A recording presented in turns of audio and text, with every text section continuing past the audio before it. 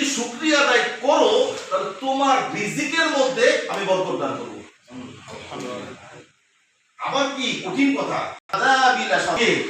আলহামদুলিল্লাহ, এটা গরম লাগে তাও কি আলহামদুলিল্লাহ, সর্ব হালতে শুকরিয়া আদায় করতে হবে।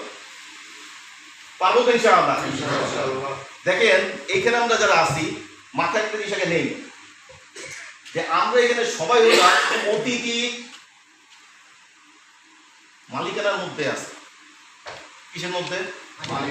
মালিক মালিক ভাব থাকতে হবে। কি ভাব? কথা বলতে হবে। রিয়াদ বলে না কি ভাব? বলেন আমি মালিক, বলেন আমি মালিক, আমি আমি আমি মালিক। মানে মালিকানা আপনি তো দেখবেন যে কি 10তলা বিল্ডিং আছে, এই ওটার মালিক আমি। ব্যাপারটা একটু অন্যরকম। 33 টাকা কেনা হয়েছে এখানে, ওটার মালিক কে? আমি। কথা বলে না কে? আমি। 25 তলা এখানে 5 স্টার হোটেল হবে, মালিক কে? আমি। কথা বলে না কে? আমি। আরে ওই চিটাগাংয়ে যে জমি কিনছে ওটারও মালিক আমি।